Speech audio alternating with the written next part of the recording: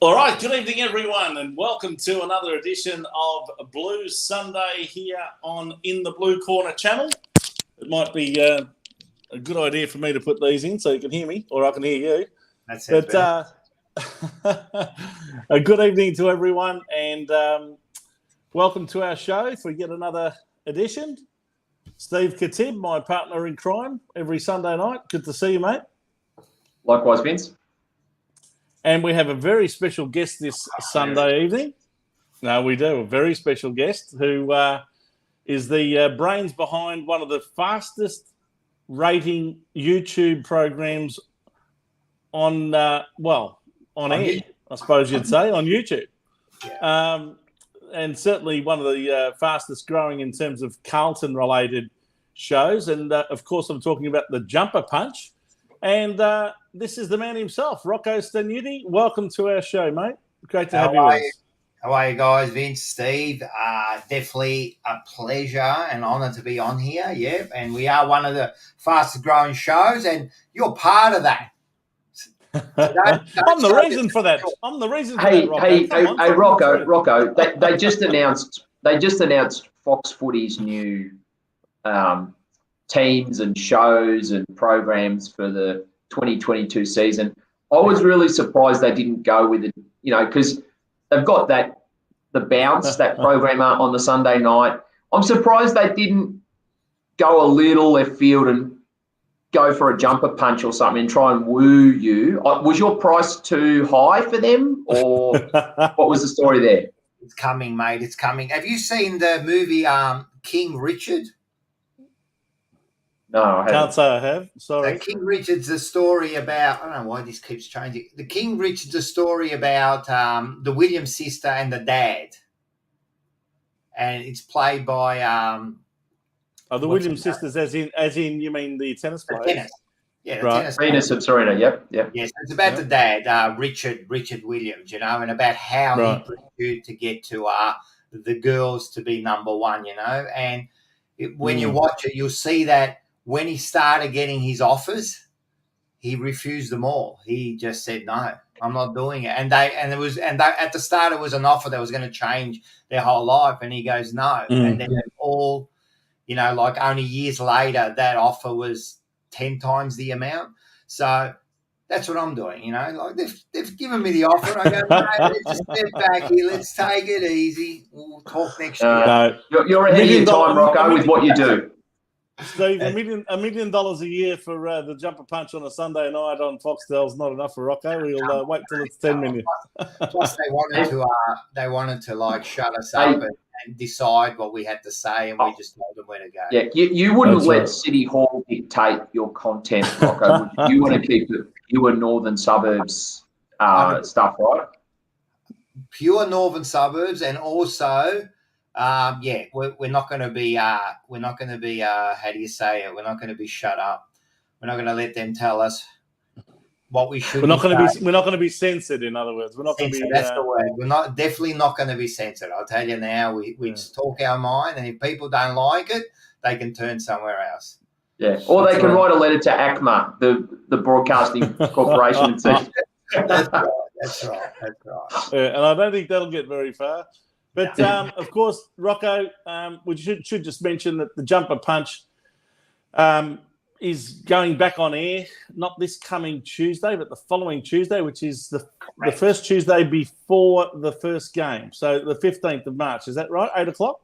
Correct. 8 o'clock will be the first show. And let me just tell people out there, there's some big guests coming on. Excited about it. Excited. So, yes, it's going to be great. Any hints, Rocco? What was that? Any hints of guests? I'll tell you now, between them, there's 8 premierships and 1 Norm Smith medal. So there you go. Okay. There you go. And that's just episode 1, Steve. That's just episode 1. Yeah, so and actually on episode 1 on Talking Blue, I actually speak with Vince. I speak to I only ever wore 1 number. And there was this guy, and he was my idol, and I got to meet him on last Wednesday. So, so we look forward to that. Yes, that's one thing we actually have in common. I wore that number on the back of my jumper too. So we'll soon find out what number it is. And which player we're talking about, all we can say is multiple premiership player and an icon of the Carlton Football Club. So keep an eye out for that one. That's our Talking Blues segment on the Jumper Punch coming up on Tuesday week on YouTube. So keep an eye out for that and make sure you like and subscribe and get all the notifications of the Jumper Punch every week. So, Rocco, it's great to have you with us tonight. We're, I guess, joined by you, and you're a bit of a cricket fan, of course. Nut. Cricket nut, really. You love playing cricket, and you know, it's such sad news about the passing of two of our absolute icons of the game in the space of 24 hours, Rod Marsh and Shane Warne. How did it make you feel when you heard that news? It's sad. I broke down a little bit, and I might break down again. I really grew up with these guys. Rod Marsh, first of all, as a junior, you know, and seeing Rod Marsh, really, he changed the way wicket keeping was. Not only was a great gloveman, he was the first, I think, Australian keeper that made a century. You know, so he could bat. He could come in and bat, and he was just bigger than life, you know. And he came along, and I think after that we had some great wicket keepers after that, you know. And then Gilchrist probably tops it all off. Yeah. But Shane Warne, I've probably seen. I don't know if I've seen every ball, but I'd be close to seeing every ball of Shane Warne. I've watched him from day one. I used to love him. That 205 series is probably the best series I've ever seen in my life. You know, I could talk about every test there. So yeah, I actually because I woke up, I went to sleep, I had to wake up, and then I had a message. Like I woke up in the morning, grabbed my coffee, looked at my phone, and it was Shane Warne passed away. And I'm, what are you talking about? So I went straight onto Facebook, and then it was bang, it was all over. And it's probably the only time something like that hit me was Steve Irwin. He was the other one that kind of, when I heard that, there was that kind of reaction. And I still can't believe it. It's Shane Warne, for crying out loud. And so young. I mean, 52 years of age. I mean, he's fit a lot into those 52 years, but my goodness, he had at least another, you know, you would have expected at least another 25 or 30 years out of Shane Warne. It's a tragic way to die. 100%. He had so much more to give. Like he was such a good commentator too. You know, I love. Yeah, he was. And you're just looking forward to listening to him for the next 20 years. You know, he's already one of the greats. And Rocco, as a person, I've met him a couple of times, but just as a person, a very humble person. He was never too big for anybody, really. He just treated people. He was just the same person when he entered cricket, when he exited. Really, he just was down to earth and just a regular person. Like a lot of our favourites. He had that common touch, didn't he? He never lost touch with the common man, and you know, never too important or full of himself to talk to anyone of any age group, and was very, very generous with his time and always prepared to listen to questions and answer them. And everyone you just hear talk about him says how much they really enjoyed his company. And it's, you know, such a sad way to end a life, but a great life. And he achieved a heck of a lot in those 52 years, didn't he? Especially on the cricket field, Rocco. Well, yeah, man, everything he achieved. When I used to watch him, it was unbelievable. We used to watch a test match, and he used to go, like, you had McGrath and War, you know, doing the combination there. So, but you used to go, whenever you needed something, let's get Warne on. Let's get Warne on, you know what I mean? Let's get Warne on. We need a wicket, you know. Let's get him on, you know. And most likely he would always get you a wicket, you know. And, you know, like when you watch some of his other footage, which I've been like watching over in the last few days again, because we'll do a tribute for him and Rod Marsh on the show for sure. So going over stuff. How many times did he say like what he was going to do, and he would do it? You know what I mean? Like he would tell you what kind of ball. You know, this was more in the 2020s, and that I noticed he would tell you what ball he's going to do, and it would work. You know, and then when you hear the players talking about how much he loved the game and how much he was always confident that they were going to win. I think it was Adelaide in 205. Was it? I can't remember which test it was. They had no chance of winning the last day. they had to get like 8 wickets or something, and he said, and then they had the bat, and they said, like if we play well, we can draw. And he goes, what draw? He goes, we can win. And he did. He took it upon himself to win. He had the ability, Rocco, to break partnerships, long-standing partnerships, and then change the game through doing that. The opposition could be batting on a road and have 100+ partnership, and looks like they're coasting to victory or the game's out of Australia's reach, and he just produced those deliveries, and then the next batsman going in there would be terrified. Well, yeah. You know how it is. Like when you play cricket, you can have a partnership of 100, 200, whatever, but then the next person that comes in, they're starting new. It's a whole new thing. And it's true. Once you get 1, 2, 3 wickets come along, and when you're facing Shane Warne, and I play a bit of cricket, and you face some fast bowlers, and probably they're like 100, 110, 120 in our league, He's bowling at 90 to 100 and spinning at a mile. Like, I can't fathom that, facing that kind of ball, That's, amazing. Look, he was, and deservingly, they're going to name the Southern Stand after him. Yes, the Great Southern Stand will be renamed the SK Warne Stand as of, I think probably after the funeral service that they're going to give him a state funeral now too. Yeah, 100%, and that's well deserved. He definitely seriously, who would be the top 3 cricketers ever for Australia? There's Bradman, Warne, and I'd say probably Ponting. Ponty, yeah. Well, there's 1,000 others. You could argue. You could say. You can argue for the rest, but I believe that 1 and 2 are Bradman and Warne. They have to be, wouldn't they? No question. They changed the game, yeah. It all comes down to what type of cricketer too.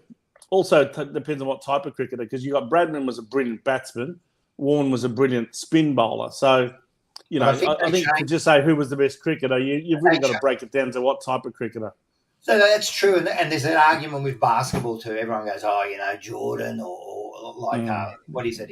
What's his name now? He's not Shaquille O'Neal. No, there's the one now. What's his name? The big bloke there. It's not O'Brien. It's you mean LeBron James? LeBron James, and I had this argument with my son every day. He's O'Brien. I'm Jordan all the way down, and my argument is he changed the game. Jordan changed the game. Bradman changed the game, and so did Warne. Warne changed the game, and when you can do that, you've got to be one of the greatest. Yeah, absolutely. So, that's my argument. And it's been felt all over the world. I mean, there's been tributes from England, from Pakistan, from India, from as you can imagine, all of the major cricketing nations. They're all in shock that we've lost Shane at such a young age, but. I guess we'll all remember that first wicket, that first ball he ever bowled on English soil. Can we ever forget that? The infamous ball of the century that bowled out Mike Gadding, one of the best players of spin bowling, and the ball pitched about three feet outside of leg stump and spun back and knocked off the off bail. So that was just an unplayable delivery, really. It's funny though, because a lot of great bowlers can almost bowl too good a delivery and not dismiss the batsman. But Warne's deliveries were so good, and they also dismissed the batsman. That's right. Yeah. Can anyone forget that ball? I mean, that was just you just had to look twice and say, what happened? It pitched outside of the pitch almost, pitch that much. But you see it swing. It swung like a foot and a half. It drifted. He had drift on it. Came in like that. It was just incredible, And before that, because he played. Did he play it? He played a test before that, didn't he? Well, it didn't go well for him straight away, did it? I mean, his first test, I think he only got about 1 for 152 or something in his first test. 1 for so it wasn't like he was just straight in and all of a sudden he's getting 10 wickets a game. He had to work hard. He got dropped, and then he had to work his way back into that team. So. Isn't it lucky that he wasn't that good of a footballer, because he actually would have preferred to play football for St Kilda? he loved the Saints, didn't he? And he did play for the reserves or under-19s. Which one? I'm not sure. I think it might have been under-19s, but the fact of the matter is they sent him a letter saying thank you, but we don't require your services anymore. So that made the decision a lot easier for him to just continue with his cricket career. Bit of a trivia question for you. Which other Australian cricketer played football for St Kilda? Well, I think it's Simon O'Donnell from You're right. Yes. Yeah. Us trivia buffs, that's all we're doing all day. Anyone would think that all we do is study sport. That's it. And now he's obviously the horse racing guru, Simon O'Donnell, as well. He's made it many levels. Yeah. He's done all right too. Now, we shouldn't forget Rod Marsh too, Rocco. I mean, Court Marsh bowled Lily became, almost folklore in the 70s and early 80s in Australia. And, Marsh just was a brilliant wicketkeeper. He took our wicket-keeping to a whole new level. And as you said, a lot of really good wicket-keepers came along after that, such as Ian Healy and eventually Gilchrist. We've had some great wicket-keepers in the years subsequent to Marsh. But Marsh really did put wicket-keeping on the map, didn't he? And he was an explosive batsman as well as a great keeper. Oh, he could bat. That's why he was so exciting. You knew when he came in, he's going to do something, So, as I said, the first Australian wicket to make 100 runs. I think he only made 3 centuries, but, he used to be explosive. And then he was one of the first. He was the inaugural. Is that the word? I'm not. Yes. Smith. Yeah, that's it. Yeah. The World Series Cup, yeah? Yes, the World Series Cricket, yep. Yeah, the World Series Cricket. So he was one of those players there. So he started with the yellow pajamas there, and really showed his talent there in the colours, didn't he? Because then the batting was so important. Yeah, and part of that nucleus, Rocco, you had Thompson, Lily, Marsh, the Chappell brothers, that whole nucleus, almost like the same core that we had in that team of the 2000s, really, that same type of nucleus of the team. And he complemented them beautifully behind the stumps, didn't he? Unbelievable. But when that World Series Cup, World Series Cricket, when that started, that was so exciting. That was that's one of the biggest things that happened. Well, definitely in cricket, wasn't it? It was so exciting, So, and then you see these players. The thing about Marsh, he was very competitive too. I mean, he loved to win, but he was an extremely fair player. I'll never forget that incident with Trevor Chappell and the underarm bowling incident. He was not happy. You could just see him, he had his arms folded and he was shaking his head saying, no, don't do this, don't do this. And in the end, Trevor Chappell listened to what his brother told him to do and bowled the underarm delivery. And the infamous incident that day really left the game in disgrace that day. But Rod Marsh, he would rather have lost the match. He would rather have bowled a fair delivery and lost the match than to do that and win the match. And that's where he was a very fair player. I remember one other incident, Rocco. Do you remember when he batted that night? I can't remember where it was, and he broke the bat, and the bat went flying over. The bat went about 50 metres, and the ball went about 20. The ball it didn't get to the boundary, but he got a run out of it too, So that was so funny, funny. One of the funniest moments in cricket. Yeah, he was a good character. And as the whole Marsh family, I suppose, through WA cricket, continued on after he's sort of really was the trailblazer, wasn't he? Yeah. I think at the Wacker they've got the Marsh Lily stand. I think they've combined it, haven't they? The Marsh Lily stand at the Wacker across the road from Gloucester Park there. It's a great cricket ground and lots of history there with Marsh and Lily taking wickets and Marsh taking catches behind the stumps at will.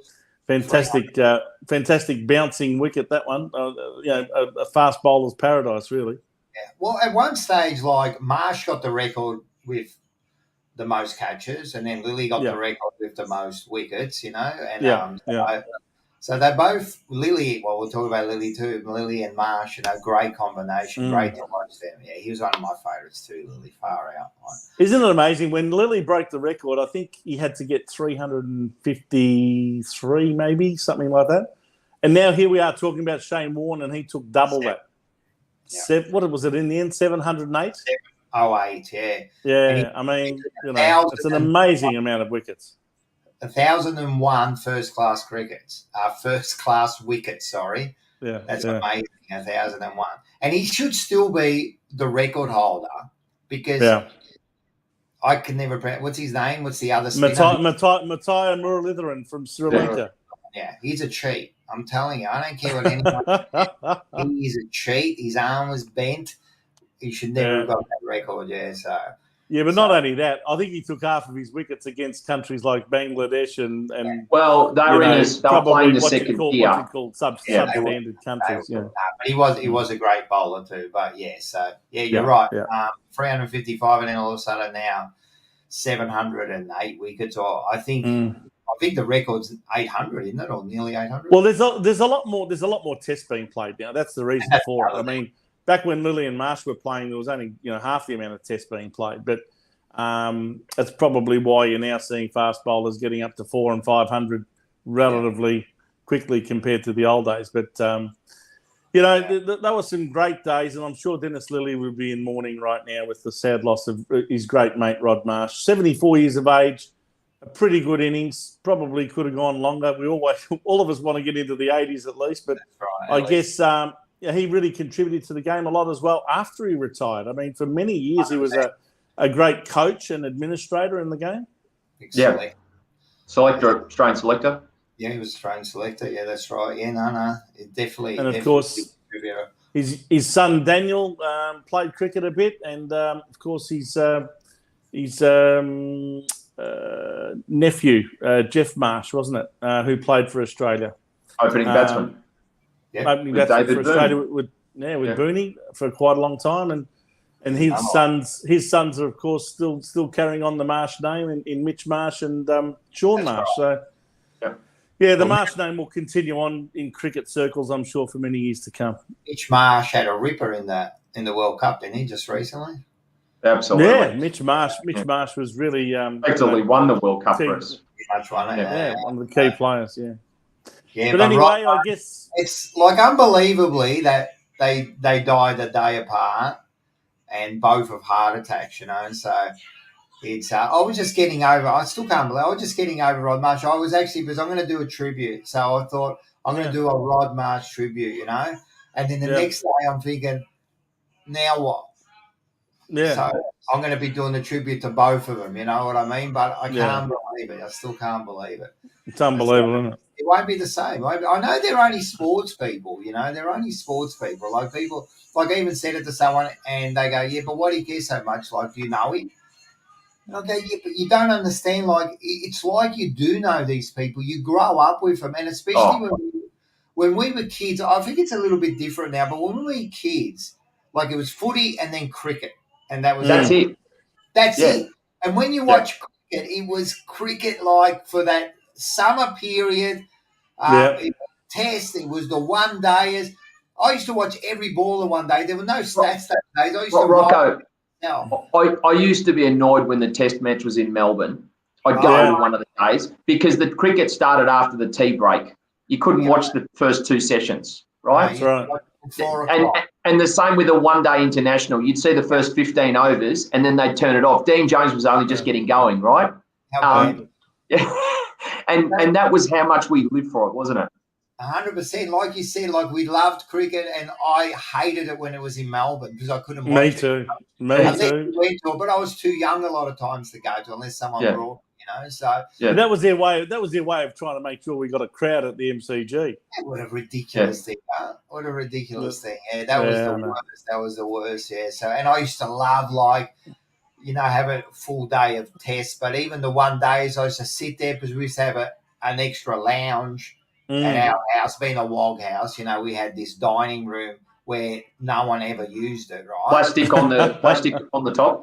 I'm telling you, mate, it was plastic on the top.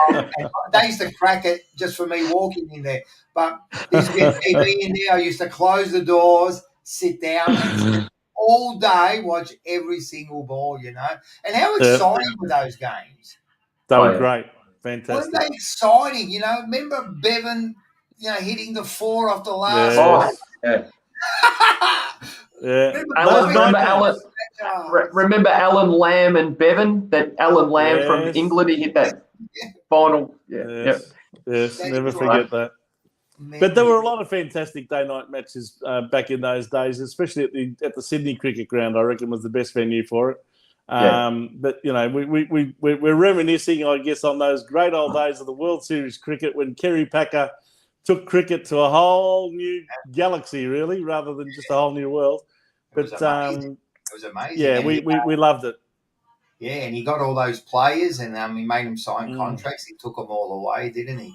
And then we started getting all those, not second-rate players playing Test match, because then the Australian team was full of, not so well-known players or past players, wasn't it? Yeah. Yeah, when they took those really good players away, all of a sudden you had blokes like Graham Yallop getting a game in the Australian Test team. Right. But anyway, no disrespect to Graham, but I don't think he had the best test record ever. Yeah. So anyway, so I guess it's a sad state of affairs in cricket in terms of us losing our champions. And Steve just now mentioned another great player that we lost in the last couple of years in Dean Jones. So, we've really lost some absolute icons of our sport, of cricket, in Australian cricket, in the last couple of years. Very sad, isn't it? And too young, all of them. Well, especially Jones and Warne. Yeah, I mean, essentially, that was the same era, wasn't it? So, and Victorians, and as Rocco said, you may have met them a few times, and I was fortunate enough to have met them a couple of times, but you grew up with them as part of they shaped you as a person growing up and watching them play. Yeah. No, I agree with Rocco. I mean, some people say, "Oh, what do you care? You didn't know them," but you do. You get to familiarise yourself with these guys. You get to love their characters. That's what I think we loved about Dean Jones and Shane Warne and Rod Marsh is their character. They had personality. They weren't afraid to express it on the field. They wore their heart on their sleeve, and I think that's one of the reasons why we all loved them. And no matter what they did, the selectors had a hard job of leaving them out of the team. As much as they annoyed them, probably upset the New South Wales hierarchy up there and so forth, and what they said and the way they carried on, but that they had to be picked. Absolutely, yeah. Yes, indeed. Well, everyone, if you'd like to add your little 2 bobs worth here to our show tonight, don't forget you can do that on YouTube. Leave a comment or ask a question of any one of the 3 of us, or all 3 of us if you want. Or you can go onto our Facebook page, In the Blue Corner, and you'll find us there and have a look up Blue Sunday and leave us a comment. All right, gentlemen, this show is predominantly about football, funnily enough, and our beloved club, the Carlton Football Club, played a practice match last Thursday night, and it was a pretty impressive performance, you'd have to say. I know that Melbourne came back and only lost by 5 points in the end, but there were a lot of wholesale changes made at halftime that meant that we were really experimenting quite a bit in the second half. But I was very impressed, especially with our first half. What did you think, Rocco? Yeah, it was good. I went to the game. Did you go, Steve? I didn't go. I saw her on TV, though. You saw her on TV. Yeah. So I was at the game, so decent crowd. It was good. They should have, out of all the times to leave the roof open, they don't. And it was so hot. I'm telling you, it was hot that night. But, so I saw some good things, definitely. I definitely saw some good things. Yep. But I'm not drinking Kool-Aid yet, so because we've seen this before.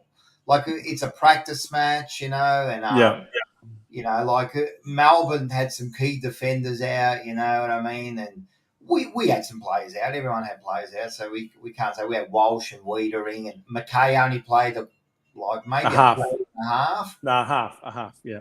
Yeah, Silvani the same. They took Silvani off after half-time as well. They took both of them off, so that was the thing. But, we saw some good things there.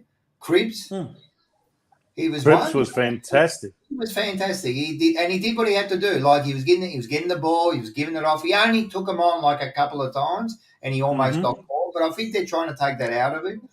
Chera, I was his biggest. I think he was like overpaid showboat, but he showed me he showed me he's got some class there, you know. And Yeah, I think that's the word with Chera, a bit of class. no, yes, and that Hewitt, you know, like I was a big, you know, like I don't think nothing of him, but he really in both practice matches he's shown something, and Kennedy kept on going. So the midfield. Yes. Before the game, I thought, we haven't still got much depth, but we might have a little bit more than we had in recent years. So So Rocco, on that midfield, do you think that Chera's going to be definitely a decent? At worst, he's going to be a decent player, if not a very, very good player. But do you think we're going to need Kennedy or someone else to continue to step up? Because Kennedy's been good in patches for us. Even as a rookie listed player, but we really need him or someone like him to be a main midfielder, whether it's him or Hewitt, because that's going to be the test on our depth, isn't it? 100%. You're not going to get Kennedy getting 38 possessions and kicking 2 goals. I think he kicked 2, or did he kick 4? I don't know. You're not going to get him doing Kennedy kicked 2. Kennedy kicked 2 goals. 38 and 2 every week. You're not going to get Hewitt doing 32, and you're not going to get Cribs kicking 4 goals every week, you know. So we're going to need these players to be more consistent. So we're going to hope that Kennedy does that. Hewitt also steps up. Like, I don't know. Did he prove himself at Sydney? Like, he was a decent player, but I don't know. I still think we're a bit like weak in our midfield. We're still going to need a couple more to step up. It's not going to be enough. I mean, you've got Walsh coming in, so it's going to make a huge difference. Yeah. You're not going to get those players doing that every week, and Richmond's going to be different again. Like, Melbourne was tough, but Richmond's going to be different again, man. They're harder. They're going to come in round 1 ready to rock and roll. So there were a couple of other players that played pretty well through the midfield. If not the entire game, at least they got a bit of a run through there. Zach Fisher, 24 possessions and 2 goals. I thought that was a pretty impressive performance. He stepped up. You know, Sard, even from the half-back line, 25 possessions. And played then pretty well. And Nick Newman also, 27 possessions from the half-back flank as well. I'm telling you, like, Newman got 27, but still he wasn't damaging or anything, you know, like, he's all right. I think he's. Do you think he has to kick it? All he does is kick it. I mean, do you want him to be a bit more creative and look to link up by hands? I don't know. That's my view. I think so. I think someone's got to take his spot for us to be a better side, you know. So we still got Stockton to come back, maybe. You know what I mean? Yeah, of course. But he did all right. He always does all right, you know. What about players that have been on the fringe a little bit, where, you know, they really need to have a big year to get themselves another contract. Otherwise, it's probably good night nurse. I'm talking about players like Lockie O'Brien, 22 possessions, kicked a goal. Will Setterfield, 18 possessions. Do you think that they did enough? No, not for the wings. I don't think they still did enough. Even Lockie, he looked good. He looks busy. He's doing a lot more than what he was. So he looks busy, but I don't know, man. I don't think he's the answer. You know, I looked at him that night and I just said, he's not an AFL player. That was my initial thought. Who would you put on the wings? It's been such a contentious issue. I mean, surely you're not going to play Jack Nunes there. No, this is the problem. Who are we going to play on the wings? Why do you think they're trying so hard to get O'Brien up there, you know? And look, Fisher was good. Fisher was definitely good. There's many options. Maybe, I don't know, they sound weird, but maybe you get Williams, Doherty, maybe, you know, like, I'm not. I was just going to say, can Doherty play one wing and maybe Zach Fisher the other? Possibly, but you're not going to put Doherty in too quick, you know what I mean? You're going to ease him into it. Possibly, he could possibly do it, but I don't think he can. I think he's too old now, and I think that once you've played that reading the game behind the footy role that he played, I'd love him to prove me wrong. I think that running up and down the wing all day is a different. I think it's a different kettle of fish compared to sitting back behind the footy. Like, I really haven't got an answer for that, because I don't think we've got too many wingers. And Setterfield, he was the other one. Like, Setterfield, I don't know, man. Like, he's just plateaued. He does nothing. He doesn't excite you. Yeah, he gets his 16, 17, 18 possessions, you know. He looks like Kuda. Why? Because he got 43 on his back? I think when he stands there with the 43 from up in the stand, he looks like Kuda, but he's definitely no Kuda, you know. So, I don't know, Steve, tell me. Who do you think? No, I don't have an answer. You as crazy as this seems, you may need some of the smaller type forwards to almost go up and down the wing. What about Jack Martin or Jack Silvani? Can they play wing? I don't think defensively. I don't think Silvani's quick enough, and I don't think Martin's tackling or defensive element. I don't think you just want a pure attacking wingman. I think they've sort of also got to be able to defend a bit as well. And I think Martin's defensive game is pretty ordinary. Hang on. You can't have all of these midfielders playing midfield. So do you put Walsh on a wing, or do you put Chera on a wing? Yeah, Walsh should be a wingman, if you ask me. He actually should be a wingman. But of course, it's Peter to pay Paul robbing, isn't it? You've got to play him on the ball, purely on the ball. You have to. Yeah. Otherwise, you're crazy. I mean, you'd want two of him, but of course, it doesn't work that way. So, but wouldn't it be great if you had a really good gun midfielder and you could put him on a wing? I mean, he'd be like Jetta was for West Coast and Sydney, running up and down that wing, and hurting teams, you know. Yeah. What do you think? I'd love to see him there. Maybe a Matthew Kennedy. Maybe, I don't know. Again, you got to question the pace element, don't you? Too slow. Slow, yeah. But he gets a lot of the ball, like 37 possessions the other night.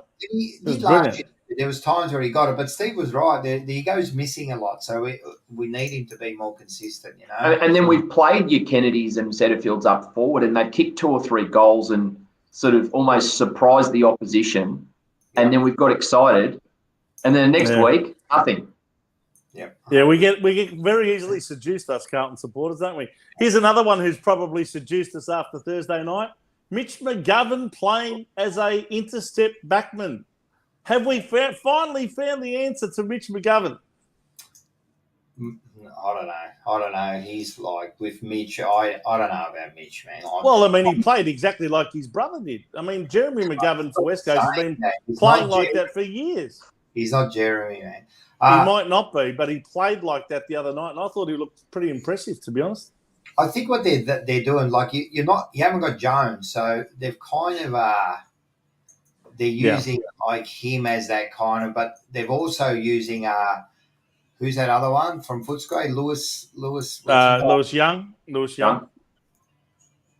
Kind of using 2 people to do the one job almost, you know what I mean? One's more of a defender, the other one kind of a bit loose, which is Mitch. Look, he did all right. He stepped in, he took some good marks, you know what I mean? Again, with Mitch, what's it about? It's consistency. Can he do that every week? Can he be that strong defender in the back? I don't know.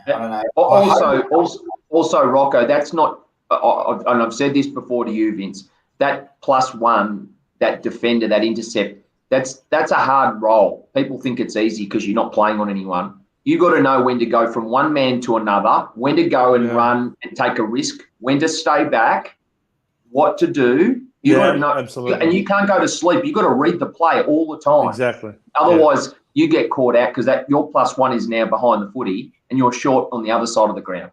Absolutely. Yeah. It's going to absolutely. Be tough. It's a tough.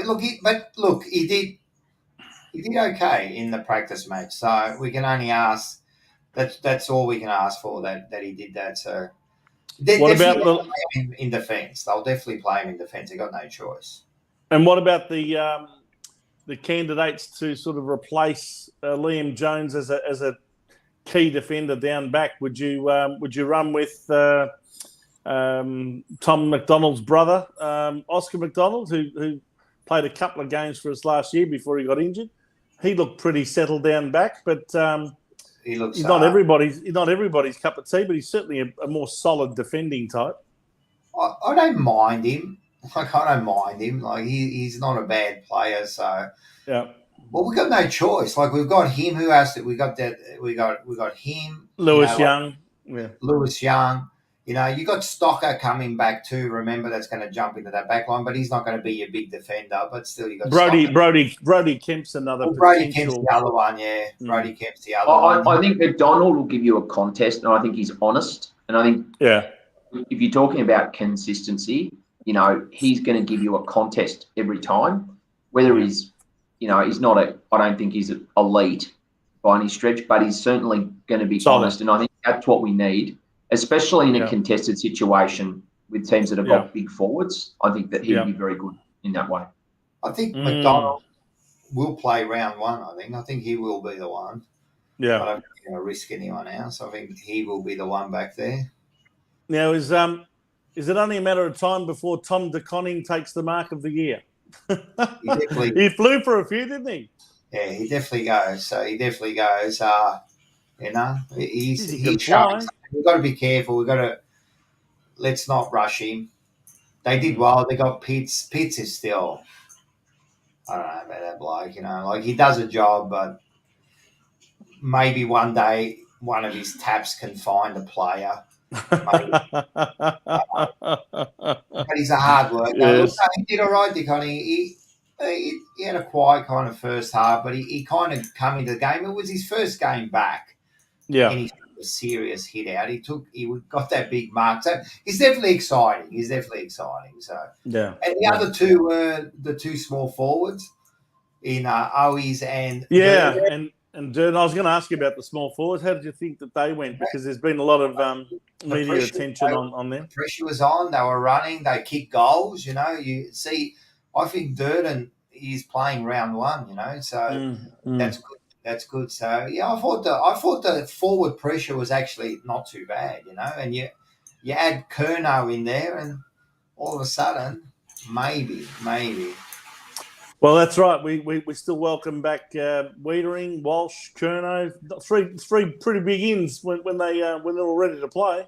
And because now these three big ins, usually we're going, we got still Dow to come in, you know, but now we're saying we got Walsh to come in, we got Wiedering to come in, you know. We got Curnow, two bona fide A graders and Curnow potentially, you know. Yeah. No, look, it's exciting. If you get a full list, we're definitely going to give. It's all about belief with Carlton. I believe it's all about belief, man. It's all about round one. If we can beat Richmond, I can just see us believe, and all of a sudden, watch out, doggies, you know, watch out. And then if you happen to be the doggies, I'm telling you, we could be on our way. To doing something special, you know. My word. Yeah. Well, I think the other night should give them some level of belief that they can at least match it with these best sides. And look, I have no doubt that Melbourne weren't quite tuned into this match. They weren't really. You could just tell that they weren't switched on in the way that a team normally would be switched on for a proper premiership game. But nevertheless, we showed a lot of good signs. We did a lot of the little 1%ers. And I just think that that's what was the most impressive part about the performance, the little things that we did to, arrest control or take back possession or deny them a scoring opportunity, whatever it might be. And that's why I was very heartened by what I saw the other night.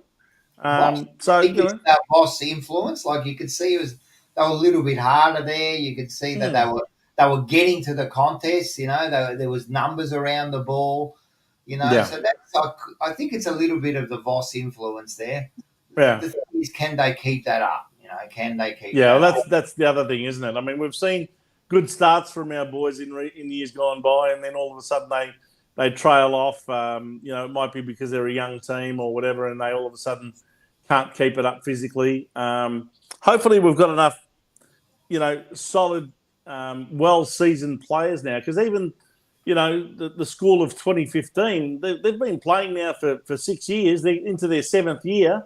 Guys like Wiedering and Mackay and Charlie Curnow and David Cunningham and Jack Silvani, they're into their 7th year. They're not spring chickens anymore. So these guys are entering 24, 25 years of age. It's really time to put their best foot forward, I would have thought. It has to be next couple of years, really, they have to, make their mark. They've got no choice. They have to make their mark in the next couple of years, or else it's another wasted opportunity. If they're going to again, we're stuffed. If we're going to miss out with the players we've got, we are stuffed. Rocco, when you say miss out, what do you mean miss out? Miss out on what? You mean on finals? On finals. You mean finals, or do you mean more than finals? I mean, look, grand finals are hard to win, you know. So, of course, everyone wants to win a grand final. But the main thing is that you're playing consistently in finals, you know. That's what I say. If you're missing out playing in finals and being a real contender too, I'm not talking about doing an Essendon, getting in there and being knocked out first round. I'm talking about being a real contender in finals. That's what I'm talking about. And then you can give yourself an opportunity, a little bit of luck, and then you might win something. You know? But it's about finals. I mean, at the end of the day, if you make a grand final and lose it, is it the coach's fault? You know what I mean? Something might happen. Was it a Lions' fault that St Kilda didn't win it? You know, did that ball bounce the right way? You know, he gave them every opportunity to win it, and they didn't. So when I say that, I mean getting into the finals and being a real contender, and then missing out maybe, and then next year knowing that we're going again. We're going again, you know? Yeah. And when you talk about making finals, Rocco, Vince and I have obviously had our conversations on what it would probably take to make finals. But last year was a pretty low pass mark to finish 8th and 7th. I think Essendon scraped through with, 11 wins, Vince, I think it was? 11 wins. 11 wins. Yep. So you wouldn't say really that it was a great season for them. In fact, with 3 rounds to go, Carlton and Essendon were level pegging. Isn't it amazing, hey? In 2021, Essendon gets into the finals with 11 wins and 11 losses. Yep. 10 years ago in 2012, Brett Ratton coached Carlton to 11 wins and 11 losses and got the sack because we didn't make the finals. But it was the same win and loss ratio. So you can be stiff.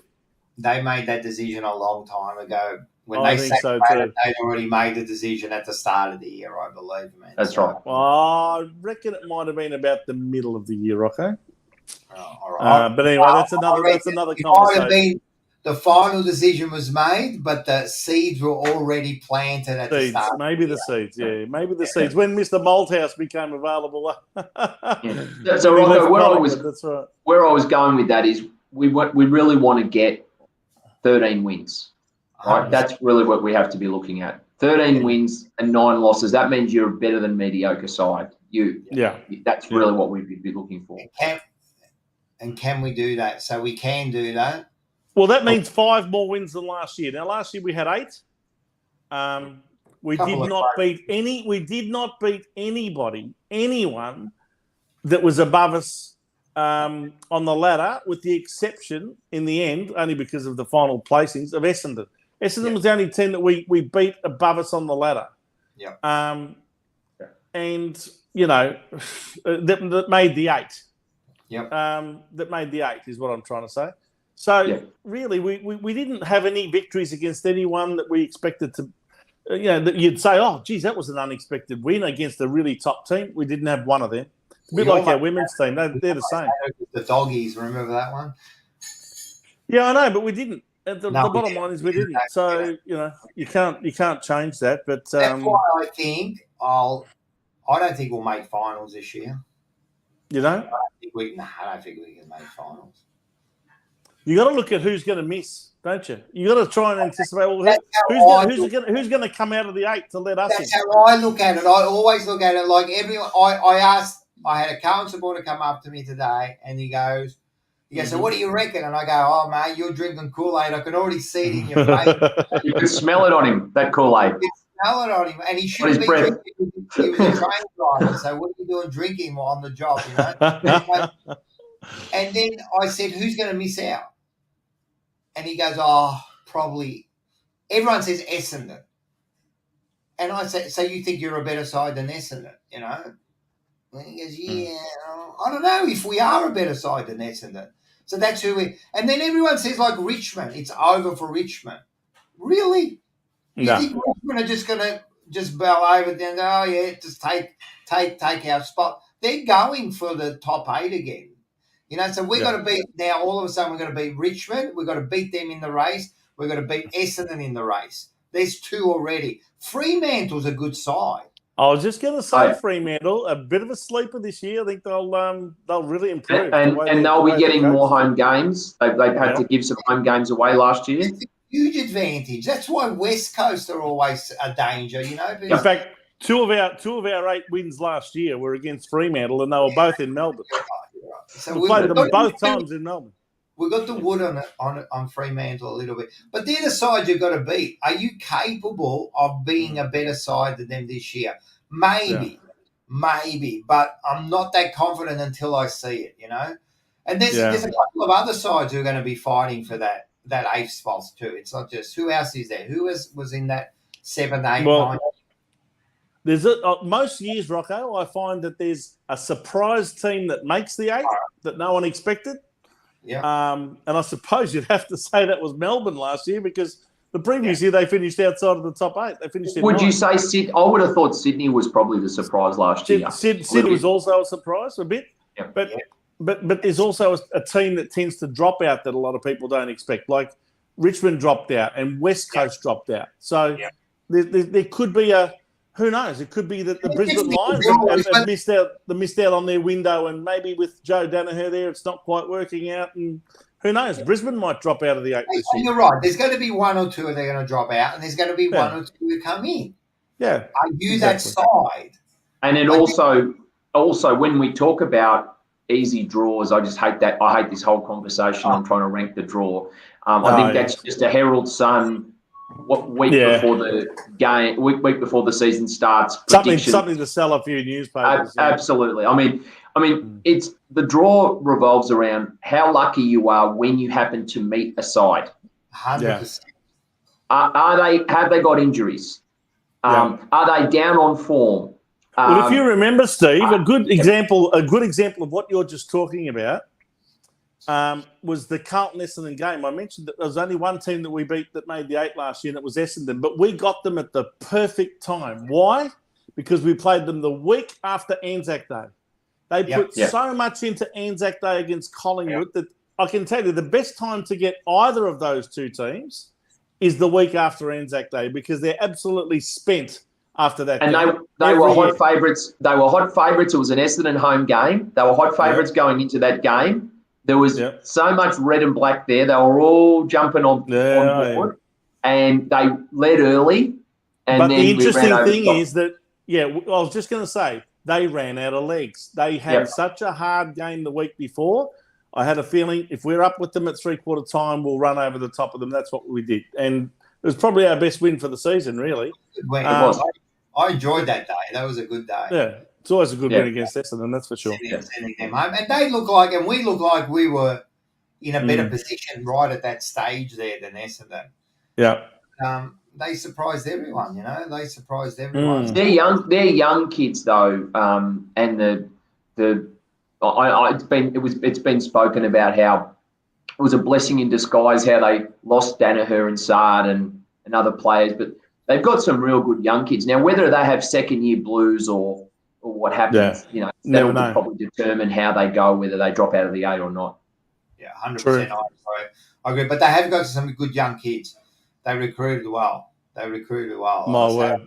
You know that Cox? Is it Cox? Yes. Yep. Yeah, he's the one that they got with pick 8 because we gave them pick 8 for Adam Sard, and that's who they got. Let's hope that doesn't burn us, man. Well, he's already shown himself to be a very, very decent player.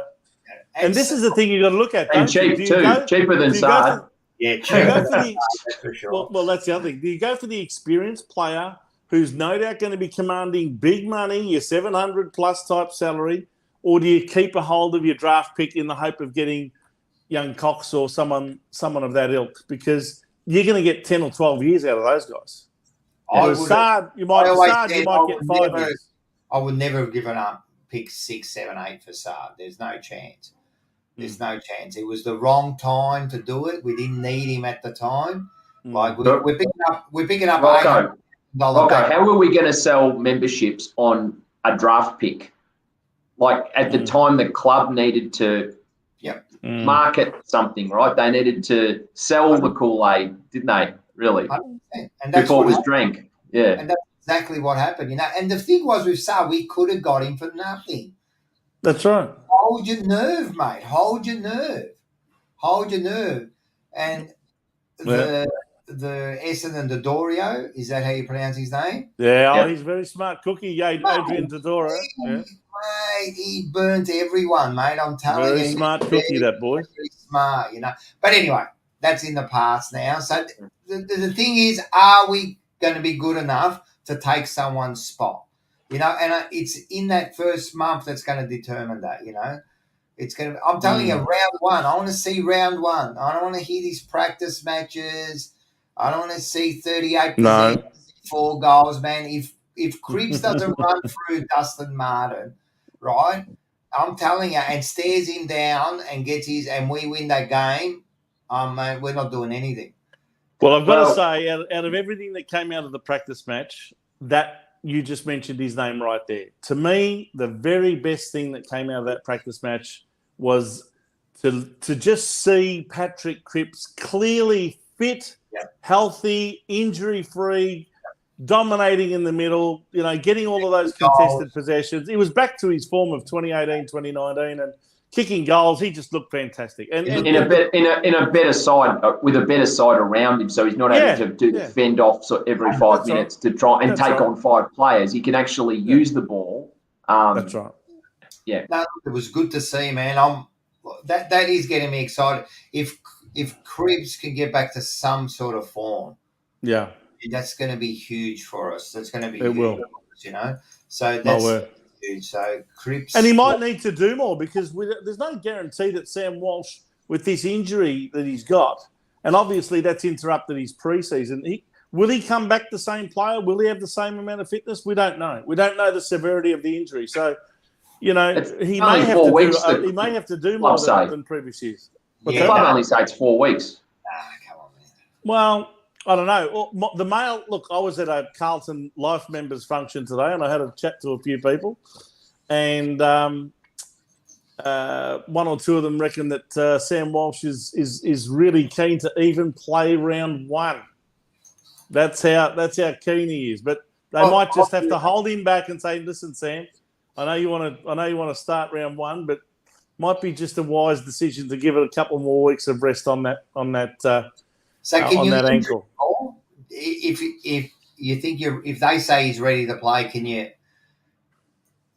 With this sort of injury, can you go back too early? Can you injure it more, or is it smart? Absolutely. No. If you go back and you do it again, the second time will not be pleasant.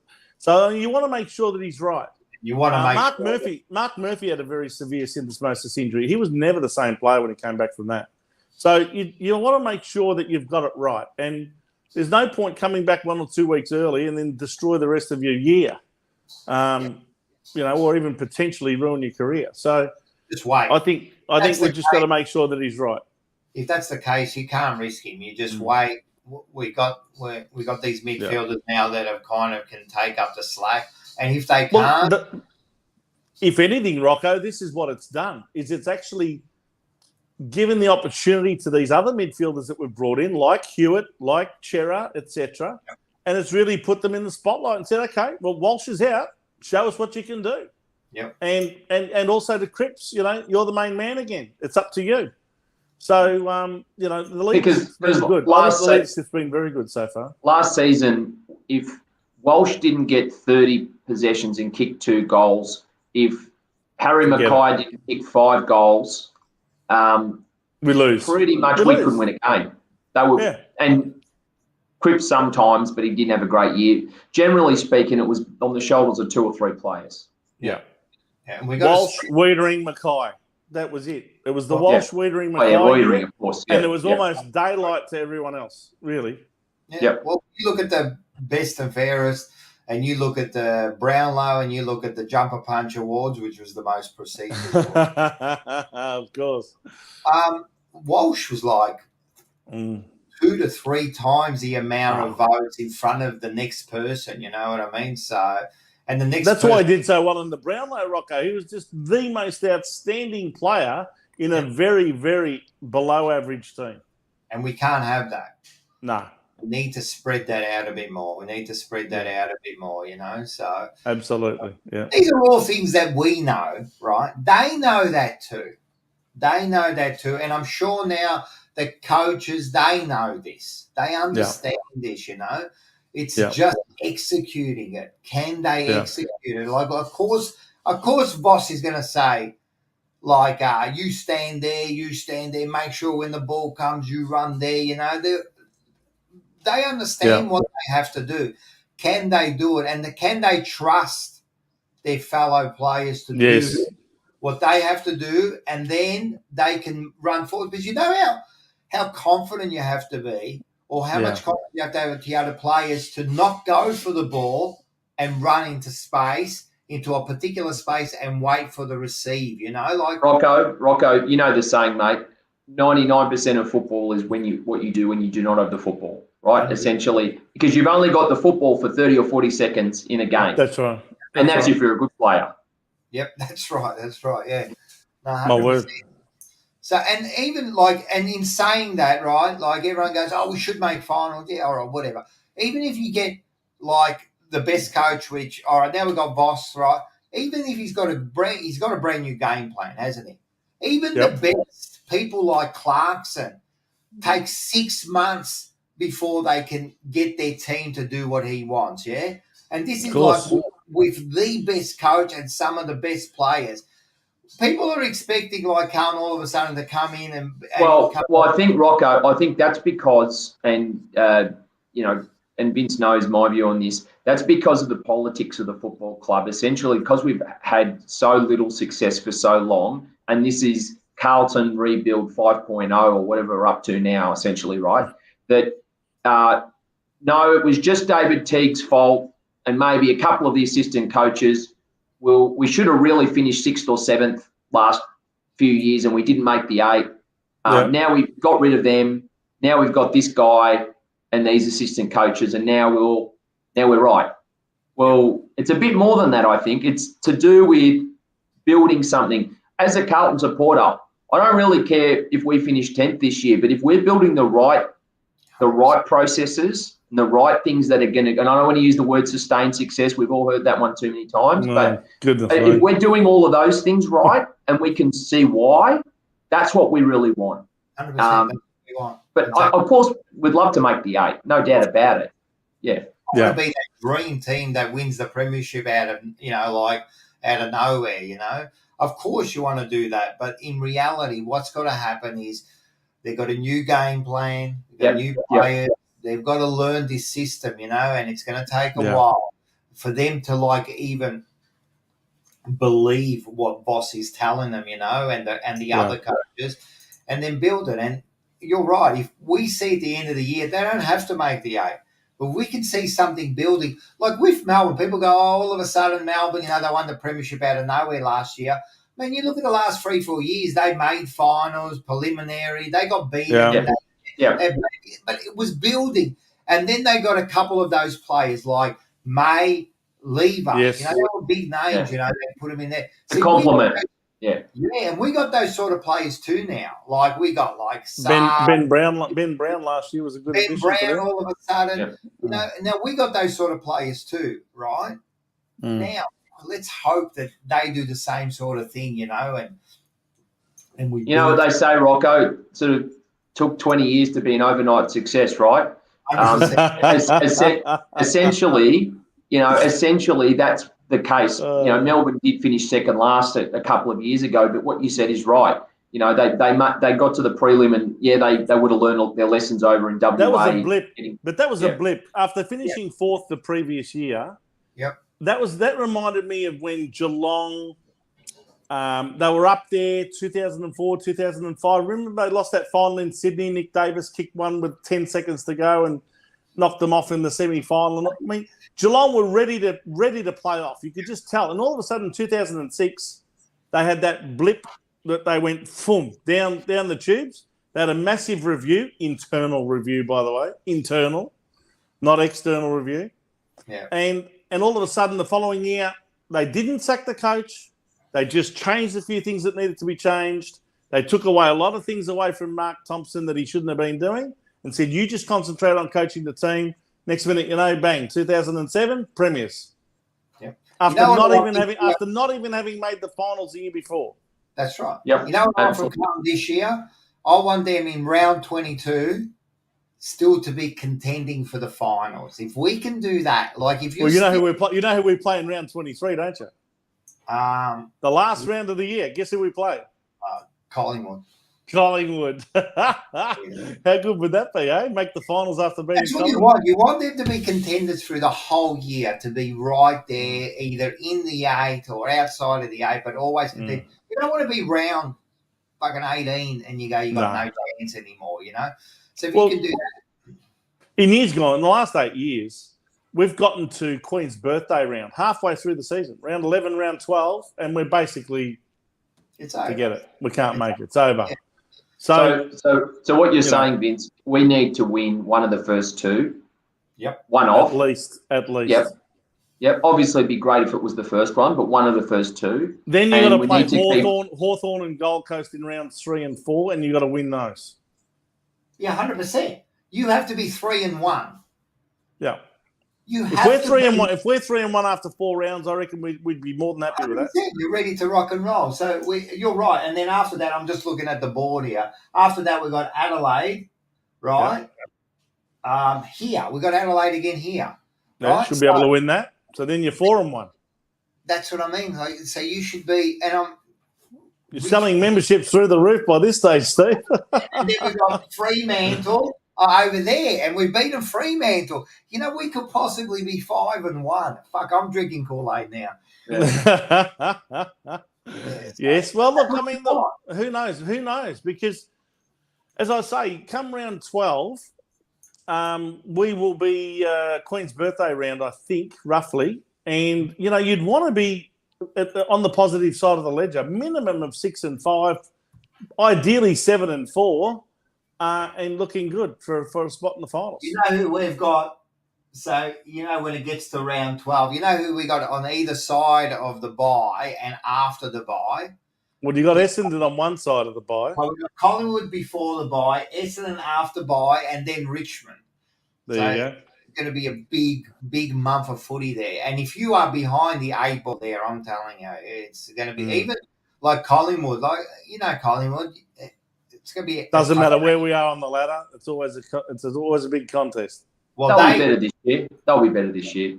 And they absolutely tore us a new arsehole last year because we went in. They showed us off for real, but that was bad that day. Yeah. That round 2 game, they really taught us a lesson there. We got our revenge on the second time we played them with the passing of Serge Silvani, and of course we won that game with Jack Silvani playing very well. But look, I think the draw is on the surface of it. Again, I'll stress, on the surface of it looks fairly kind. We're not playing any of the recognised top teams twice. The only one we play twice in the top 8 from last year is GWS. So. And they finished 7th or something. So we're not playing Melbourne twice. We're not playing the Bulldogs twice. We're not playing Brisbane or Port Adelaide or Geelong or Sydney. So, we really can't have had it any more kind in terms of the fixture. Yeah, it's not too bad. It's not too bad. But like Steve said, don't take nothing into that because we could easily be 0. Well, I think what you find is normally every season the bottom sides start the year well, as in competitively, and then drop away. And that's normally because they're younger, generally speaking. That would be what you'd always see. So the Crows last year, as an example, I think they knocked Sydney off early. I think it was round 1 or no. I'm trying to remember the name. Anyway, they started reasonably well and then tailed away. I think even Gold Coast won a couple of games early as well. Gold Coast started again. They've done it a few years in a row where they've won like the first 3 games or something. So did Adelaide win a game at the start last year? Did they? They won a couple of games early, I think. I thought they lost the year before when they lost. year before they looked like they were never going to win a game at all.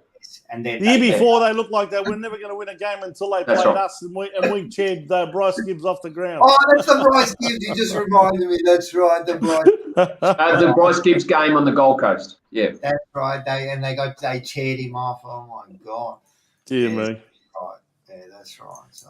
But anyway, Rocco, we should also touch on the fact that they've been going after the head and neck of Mr. Daniel Harford, who happens to be a senior coach as well of the Carlton women's team. And the girls, as I predicted 4 weeks ago, would after their first, what was it? I think we lost 5 out of our first 6 games. They've won the next 3, and now they're sitting on 4 wins and 5 losses. They can't make finals realistically. Did they win? Did they win today?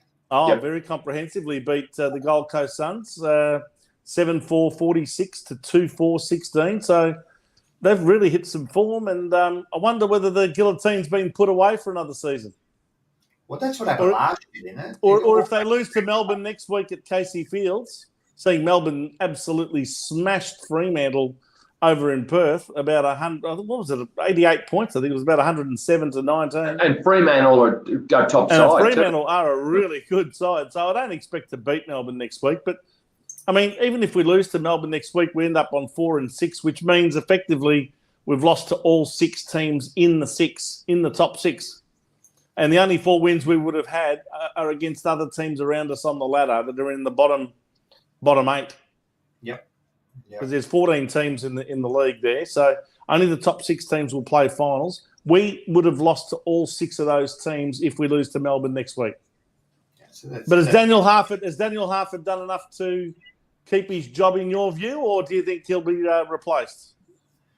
I don't know, man. Like a couple of weeks ago, he was definitely gone. Everyone was asking for his head. Again, standard. Mm-hmm. What can't do? They'll just straight away go for the coach. Yeah, well, this makes it hard for them to make a decision now that they've won a few in a row. So this is the thing. But Rocco, can't they look at... Sorry, Vince. No, go on, Steve. Go on. I was going to say, can't they look at the personnel? Surely, with what they had on the paddock. Yeah, I agree. Were they expecting to do anything better than maybe scrape into the finals at best? Well, last year, if you look at it, they did almost exactly the same. They started terribly, right? And then they won a few at the end, right? And then they lost... A late rush. But, what they're doing now. Yeah. A gallant missing out on the finals again. Right. So then they lost Harris. They lost... who else did they lose? They lost... Yeah, they lost Alison Downey to Collingwood. They lost Jess Hosking to Richmond to follow her sister from the previous year. One of the co-captains, Katie Loynes, went to GWS. I mean, we lost a lot of good players. Great last year, right? So we lost a fair chunk of our good players. Absolutely. And then we expected to make how? Exactly. I agree. This year, no way. And then after like 3 games, it was like it's all Hartford's fault. I don't know, man. Like.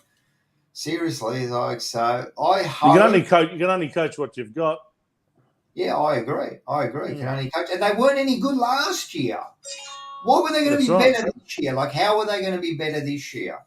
They weren't any good. Tell me, Rocco, in your view, do you think that the so-called football department review that we spent a fortune on last year should have encompassed the women's program as well as the men's? Because I don't see that the issues are any different, to be honest. What do you reckon? I don't reckon the issues are any different. They're the same issues. But the reality is they never did it on the women's program. They should have done that. I heard they never did it on the women's side, and that's a disgrace. Like, why? Isn't that... Like, they make you believe that the women's side is part of Carlton and it's a big part and everything. Yeah. Just as important as the men's and all that. Just as important and everything, and then they don't do a review on them. Like, why? Well, what's it? I don't get it either. Like, what is a review? Aren't we doing a review? Like, wouldn't they go, and by the way, the women, what do you reckon about that? Like what, they didn't talk about it? No. Rocco, this word review, you've set me off, Vince. This word review, this makes it seem like there's some secret few people that have got some secret intelligentsia that they can come in and somehow pick the fault, the one or two faults that's wrong. If you're at a football club every day, day in, day out, and you don't know what is wrong culturally, whether that be a workplace, a football club, or whatever, you should know.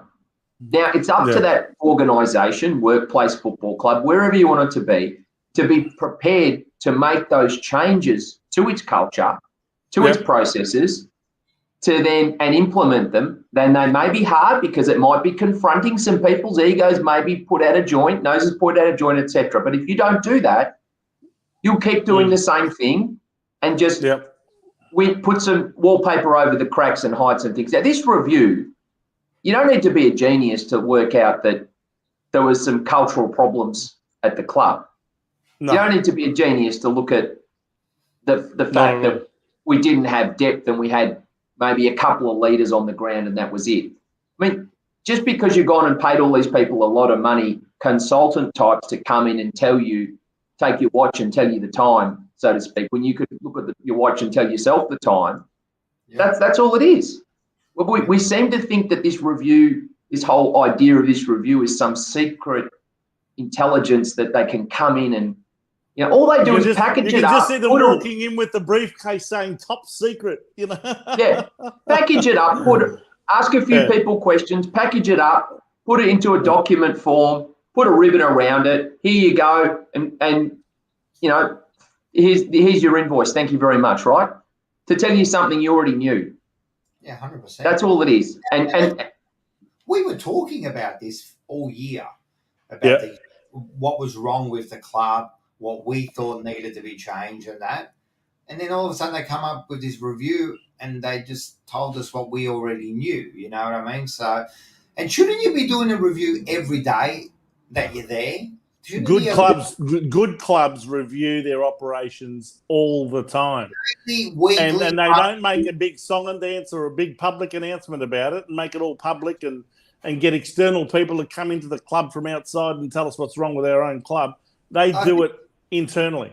At the end of the day, all this is the review and that. It's just a way to keep everyone happy, like it looks like they're doing something, and they did do something. But Rocco, it's more than that. It's part that's true. That's part of what they do the review for. The other part is to give the board a document that they can rely on that justifies the decision that they've already made to sack the coach and sack the assistant coaches. But Rocco, I'll ask you a question because Vince knows. I know Vince's answer on this. Sorry, Vince. Should you ever get to a point where it gets that bad that you've repeated the same mistake over and over and over, and then you need a review to come in and tell you what those mistakes are? And then if those mistakes are there, shouldn't you look and have a mirror yourself and look in that mirror yourself about that review? Because essentially the review is not just turning the mirror on somebody else. It's also turning it back on yourself too, right? Not at Carlton, it's not. You know the answer. Not at Carlton, it's not. No, and it never has been, Steve. Yeah, it's always about finding a scapegoat. And you're absolutely right. And the first thing about leaders is you got to look at yourself. If your team's not performing in any sort of situation at work, at home, if your family's all fucked up, you know what I mean? Whose fault's that? Like, it's you. You're the leader. You're the one that. But we've got too many. We got too many Arthur Fonzarellis that won't say the W word, right? They will not say they're wrong, will they? Yeah. They will not admit fault because it shows weakness. Because they may be captains of industry somewhere else. They may have everybody bowing to them in their personal and work life.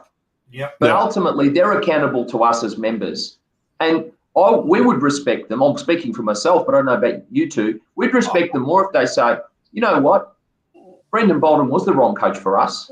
Yes. And we take responsibility for hiring him. We know that. We know that. Don't lie to us. Don't treat us like kids. Just tell us, all right, we fucked up, but now we're going to try to do the right thing. And we thought he would be good because of this, but we misread it. And we're sorry. 100%. And this is what we're going to do. And this is what I've never heard that. No, and you won't hear it. And that's what we've been saying. You speak to any boys from the Jumper Punch, and then we keep saying, just tell us the truth, mate. Like, we're not idiots, you know, like this is our club. Like, we know the club, some of us know the club better than anyone that they can put on that board, you know, like we analyse it more than any of those people would ever analyse it, right? It's sad, but it's true, you know, we would analyse. Well, Rocco, that's because they're on 10 other boards, right? They're on, no, they are. You look at them, they're on, what are you eating there? That's not Kool-Aid, is it? No? No, I think he's got some sort of biscuit, is it? Coconut. Coconut. Okay. Sorry. But they're on 10 other. We are tragics. We dissect this to the nth degree. Yes. We watch games. Some of us, like me and you, go every single week, rain, hail or shine, you know, stay to the final siren. Doesn't matter if you could get your car earlier or your train or whatever. And watch it. They're on the whatever charity board, this board, that business. They've got interest left, right, centre. People are telling them what is going on and reporting it to them. And, of course, those people reporting it to them have an agenda on how they massage that report or that information to be for their consumption. Of course. And they've got their own agenda at work there when they're giving that information. It has to be. It's their job. It's their career. It's their reputation. You know what I mean? We as supporters, we haven't got any of that. I haven't got a reputation to uphold. I don't care. Like, if I see it's crap, mate. Like, let's fix it, you know. But they've got agendas. I understand the way they work, you know. But let's change things around. Let's be honest with everybody. Let's keep the members like involved in the club, you know what I mean? Make us feel part of the club. Hey, this is my club. I tell you now, when I watch a game of footy, when I watch a game of Carlton, I'm the only one watching. I don't give a fuck about anyone else. I don't really care. Sorry about the swearing because I know this is not a swearing. No, it's all right. It's a 9 o'clock time slot now. It's all right. I think if you don't want to have a listen to Rocco, look away now. And, you know, like, this is live at its best. Yeah. Yeah, and I'm also like I can criticise Cripps. I'll criticise him, but don't you dare criticise. He's my man, you know. That's how I feel about my club. I know every stat, I know everything. So when you come along and you lie to me, you insult me. Like, I'm 52 years old, and some of these people that are telling me this rubbish, they're younger than me, man. I've got jocks older than them, and you're insulting me. You're insulting me by the things you're telling me. Like, Rocco, when you say younger, I don't think it's about the age. I think it's a lack of lack of understanding, because I think but I think I'm the youngest out of all of you, by the way. I was born in the drawn grand final year, but that's another story. Right? We've seen Carlton and we've seen the VFL, and we've seen it transition to the AFL, and we've seen Carlton through the VFL and the early days of the AFL, and then we've seen us not really adapt to the AFL and all the problems that have gone with it. But we've seen a different football club completely. We've all stood in the outer at either behind the Lygon Street scoreboard or on the Robert Heatley Terrace or wherever, right? We've all been, and some of us have even been behind the glass at luncheons. Others, right? Whatever tickles your fancy, right? But we've all done that, and we've seen the club, and we've seen all the people, and now there's a lot of people that are, shall we say, media members. They're digital members. They may go to the footy, but essentially what they see as the football club is how they interact digitally with the football club, opposed to physically being around the people and the club itself. Yep. And I think a lot of them maybe potentially, because it's digital, they believe everything they read. I liken it this way, Steve. I think the people who are running this football club have become more obsessed and more focused on what do we do to make it look like we're this or make it sound like we're that, rather than actually telling us what it really is, and what it really looks like, and what it really sounds like. They're obsessed with perception. So they have all these PR firms and they have all of these advisors in communications and in media who are constantly trying to set up a narrative that's meant to get us to think certain things rather than tell us the way things really are. Yep. And that's what I can't stand now, that the club has become so focused on perception rather than reality. Yep. And that's why I reckon we've lost our way in the last 20 years. But if you really want to engage with supporters, you can. And that's why programs such as Rocco's are so popular. It's giving you another plug, Absolutely Rocco. It is. Absolutely it is. That's why they're so popular, because everything is sanitized, censored. Rocco shows real. Rocco shows real. Yeah, Absolutely. So he's connecting with the real supporter. The club couldn't pay anyone enough money to do a program as good as his. No. Because it would be plastic. They could not do it authentically. They wouldn't know how. Yeah. That's true. I'm not saying Give a Fish or any of these shows. It's unwatchable to me, right? But none of these things, right? I've seen it a couple of times. Yeah. Or maybe the Sam Pang one where he's in the Hyundai. Maybe that's the one. That was good. Maybe that's a good one, right? I like that one. But outside of those, it's plastic as it comes. But see, the Sam Pang one is all entertainment. I'm talking about the real things that are going on, the real issues, the real news, even the way they tell us about players and whether they're injured or not. I mean, they're lying to us blatantly. That's the other thing too. Tell them, man, like a players, like they think that if they hide that a player's in, they think the opposition doesn't know. Like the opposition was probably their doctor who diagnosed our player, like.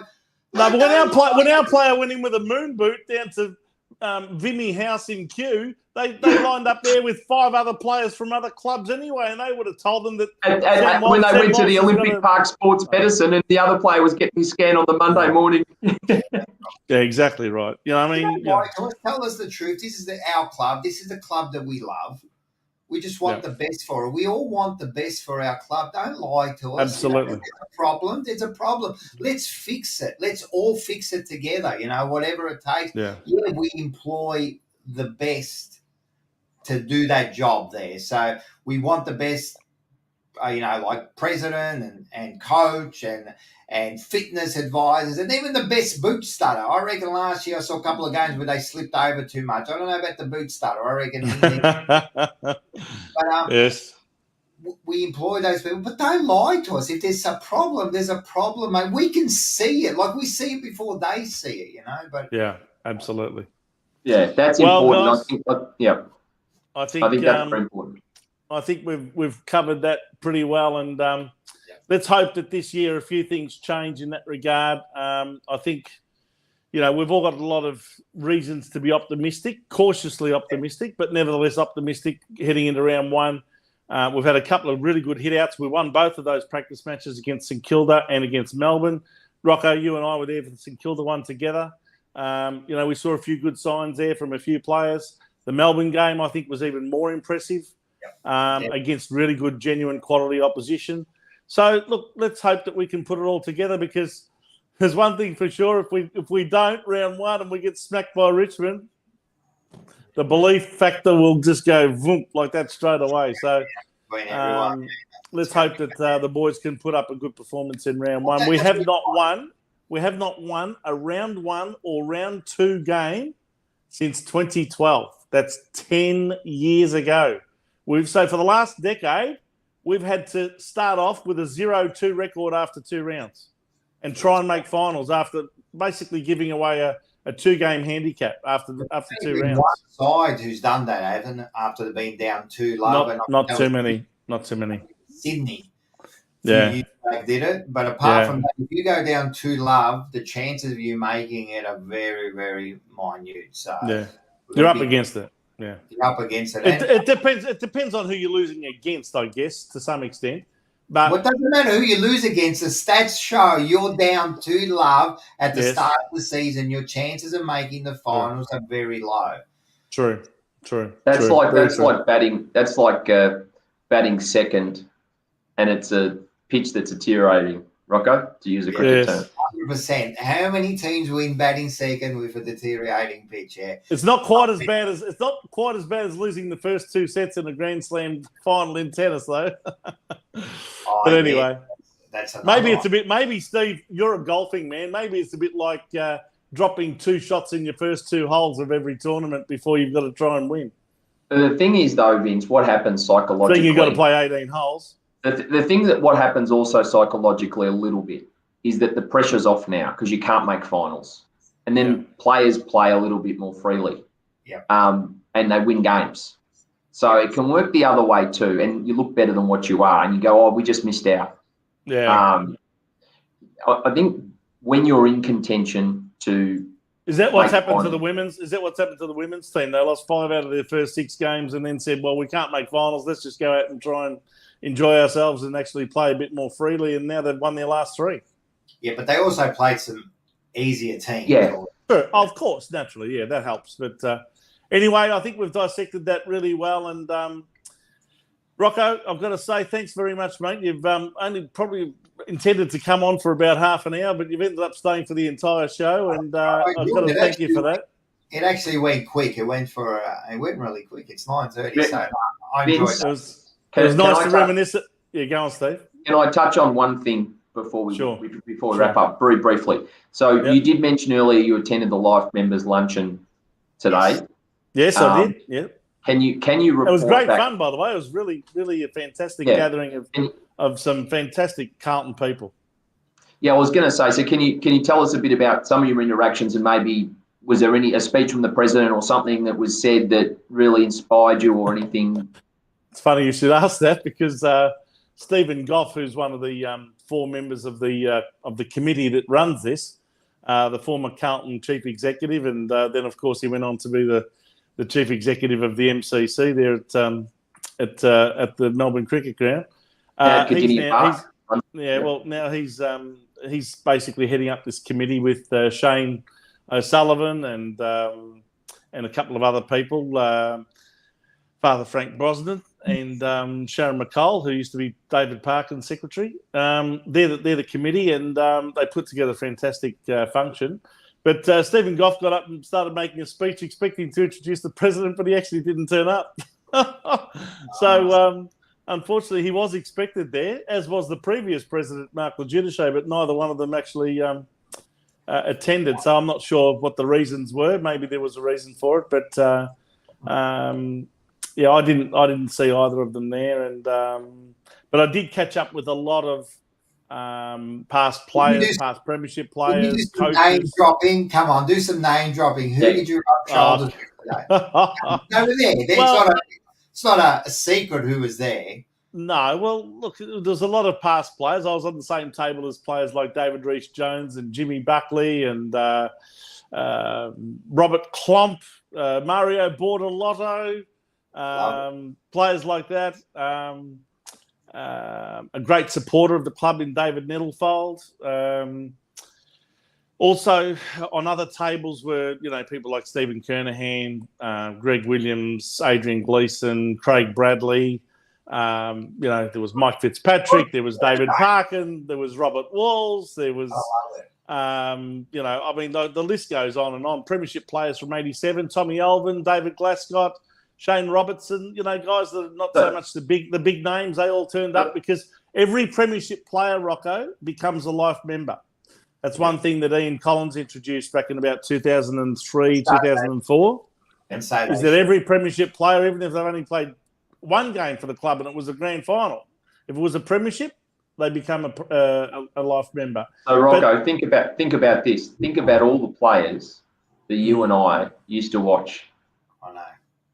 And then think about, you talked about Warne growing up and your idols. And think about those players, and then think about being in the same room as all of them on one day. But do you want to? I'll tell you one thing though, gentlemen. One thing that's sad in my eyes, what I noticed today, as much as I was, rapt to be there and rapt to catch up with so many past players, especially probably the highest attendance was from the older Carlton players of the 60s and 70s. You had players like Barry Gill, number 21 from back in the 60s. You had Adrian Gallagher, another champion. Used to be in the coach's box. John Nichols, whose career started in the 50s. And then you've got into the 70s, you had your Dennis Minaris and David Mackay and Trevor Keogh and Barry Armstrong and all of these sorts of names. They were the highest attendees, that sort of bracket of person. As you get closer to present day, it thins right out. Do you know that there was only one life member as a past player that I could see there from the 2000s? Oh, yeah. Matthew Cruiser. That was it. Yeah. I didn't see any other player there from 2000 onwards who's a life. Now, mind you, life members won't include premiership players because our last premiership was in 95, but there are life members that have become life members of the club. The 200 games. Yeah, the 200 game players and players that have been on the list for at least 8 years, people like that. Yep. And Matthew Cruiser was the only one I could see there from the last 20 years. And before that, you'd have to go to, Bradley, Kernahan, Gleeson, Williams, those types from 95. So Simo could be excused. He was coaching tonight in the AFL. I imagine excuse so. him. Yeah. But outside of that... What I'm trying to say is that it's thinning out. So probably the peak would have to be the guys in the late 70s and early 80s and through to maybe that 87 premiership. Wayne Johnson was there, Jimmy Buckley, as I said, David Rees-Jones, Tommy Elvin, David Glasgow. So, and also players of around that late 70s, early 80s as well. So Peter McConville, Alex Marcoux, those types. These are the guys who are the heart and soul of our past players. We talk about that group, the Spirit of Carlton. They are the heart and soul of it because when they go, what worries me is that the players of 95 and beyond, they're not coming. And that's what bothered me about today, is that I'm not seeing the players from the night. Like, I'd love, and I shouldn't mention names because I don't really want to pick on anyone as such, but it'd be nice to see a bit more of the 95 premiership team there. Whether it's a Dean Rice or a Michael Sexton or a Stephen Silvani do you know what I mean? And I shouldn't really mention names because they're all part of that 95 team. The only ones from 95 was Kernahan, Bradley, Gleeson, and he didn't even play in that side that day. He was out injured. Greg Williams, and can't even think of another one, to be honest. So, and yet there would be a lot more life members who are part of that premiership side that weren't there. So Vince, rather than, and I know we talked about propaganda and feeding PR and so forth. Yeah. They focused on re-engaging those people back to the club, and because that, for Rocco and me and you, those players that are there now, that was Carlton. Absolutely. That's why it's died a bit. Look, I'll be frank with you. Even though those guys turned up today and they turned up at last year's one and the year before, and they will always give to the club because they love the club. You can tell. They don't feel like the club owes them anything. The David Glasgow's, the Alex Marcoux, these guys do not expect anything from the club. They love the club, but they want to be engaged with the club and they are feeling left out. I don't know why this club does not do more to engage our past players in with our current setup and really make it one big family, because once we lose these guys, I don't see the next generation really taking much of an interest at the moment. That's a really worrying trend, in my view. What do you think, Rock? No, I agree. It's happened for years, hasn't it, really? It has. We speak to a couple of players, and I've spoken to some other players who they've actually tried to come back to the club in some sort of capacity and help for nothing. And they've been refused, you know what I mean? Yeah. And this, and you think like, well, they are the heart and soul of the club. Like they're the players who made Carlton. Before then, that's late 60s, and that's what made Carlton. That's what made us such a powerful club, And now these players don't get involved, and we should be getting them more involved. You know what I mean? dysfunctions like this and all sorts of stuff, you know, but they don't. Yeah. So it's sad. I know Anyway. last year Essendon made a real effort to have their past players that wore the same number with the new debutants hand them the jumper and ensure that they knew who wore that jumper. Yes. A few years before, I think. Call me sentimental, old-fashioned, whatever.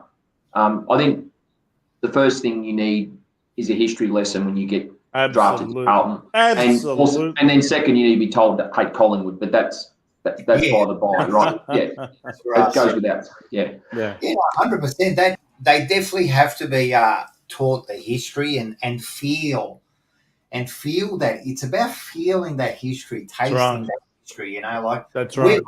We all do that. You know, we can feel it. Like when we go back to Princess Park, but I can hear the Peanut Man. You know what I mean? Peanuts. Yeah. Walking around the boundary line with his second walking peanuts. around the boundary line, never missed a target, that bloke, you know. And I walk around the ground on the park around the ground, and I could just see the cars bogged in the car park. Yeah. Yes. Picture in my eyes, you know.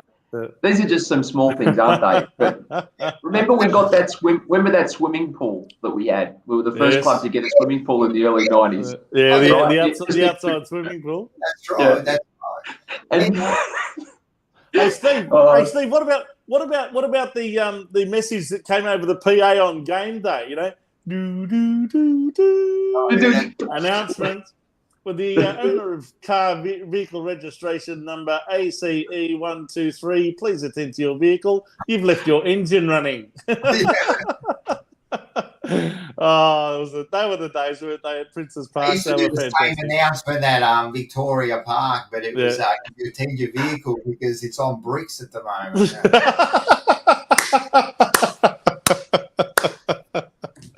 Yes, well, but you're right. It's the smells, and it's bringing. Can you imagine bringing back those players and making them getting that history lesson? You know, and you know, hopefully that's what our show does with our segment. We're going to bring back players, and we're going to let everyone feel and you know, like relive that past and bring back what Carlton's all about. One of the players that we did interview was I said to him, I remember you were there, and I said to him, you know, like you wore that particular number and you're record holder and that. And he turned around and he goes, it was never about the number on the back. It was always about the emblem on the front. You know, and this was from a youngish player who's recently retired, you know. So, you know, that's got to come back. And I think there's a saying on the jumper. I think it says it on the jumper, that, doesn't it? It says something about the emblem at the front. I'm not sure if it says anything like that. I mean, I'd have to double check. You're right there, Rocco. You're just going to get a jumper. When you put on what does it say? Okay. On the front is more important than the number on the back. There you go. That's right. Correct. There you go. Have a look at some of those. Some of those signatures. We are compiling a lot of signatures as we go around. I've been helping Rocco a little bit with accessing a few people. Very important jumper once I framed that. Yeah. So, that's what we got to do. So bring back what Carlton means. And that's the cultural thing that really has been just so sadly lacking over the last, I reckon, 2 decades. It's just, it just hasn't been there, and we can all feel it. We can all sense it. You know, people say to me, you know, what does Carlton mean to you? Well, I really have to answer it in 2 parts. What did Carlton mean to me up to the year 2000? And what has Carlton meant to me in the last 20 years? It's 2 totally different answers. 100%. Because it's just been very, very different. But Vince, you can say, people can say, well, AFL took a new level of professionalism from that point onwards. However, I don't think you can still take the culture with you. It doesn't mean just because the league changed its professionalism gradually during that 2000 period that you forget all about that culture. No. It's not that at all. You can take all of the things that you should be proud of about your culture. You take it with you, and you build on it. You don't have to turf it out. I think we've forgotten to embrace the history in the way that we should, and to embrace our past champions the way that we should, so that can help our new players and our up-and-coming players really appreciate what sort of a club they've just walked into. I don't think a lot of the players in the last 20 years have really understood what Carlton used to be prior to them coming to the club. But anyway, let's hope that changes, and the club's woken up to itself, and the people that are running the club have woken up to themselves. And we'll see if we can start being a bit more successful on the field this year, Rocco. Yeah, look, I won't say I've got faith, because I don't believe in faith. Faith is the answer you give when you've got no evidence, So I don't believe in faith, but I have a strong belief that we're on the right track at least now. We're on the right track now. So, but in saying that, one thing about Voss is he's saying the right things at the moment. Yes. Yep. So he's not, I agree with that. He's just saying, there's still a lot of work to do and all that. So I think he's level-headed enough to make us understand that this is still a long journey, But I'm happy to take the journey, man. I'm happy to climb down Everest, man. As long as it's the right journey. Mate, I'm happy to go home. I have a feeling, Rocco, that what you'll find is that despite the new president coming out and saying, well, we still expect to make finals in our first year, as in his first year as president, Michael Voss's first year as coach, I think that someone with the wise head of our new CEO, Brian Cook, who, by the way, got married yesterday. So congratulations, Brian. Yes, he did. At 80 years old. At 67 years of age. I was only joking. Congratulations, Brian. Yeah, I think it might be his third attempt somehow. But anyway, nevertheless, we wish him all the best for that. But I think the thing is that Brian Cook has been around long enough to know that you don't, whack expectation on people like that before they've even started. And I think he's probably had a word to Voss and said, you use the same sort of words that I'm using, which is, look, we're just looking for improvement. We're looking to get things happening. It's going to take a while and all of that. And I think that's what's going to put the brakes on, even though, Luke Sayers got in the car and slammed the foot on the accelerator straight away. I think they've learned to put the brake on a bit. You know what I hope? I hope that it wasn't Brian Cook who said that. Right. I hope it was Voss who said that. Well, he probably did. But all I'm saying is Voss is following Cook, because Cook said the same sort of thing. That's what I'm trying to say. I hope that he's the one who's leading the charge here and going, you know what, I run this shit now. Yeah.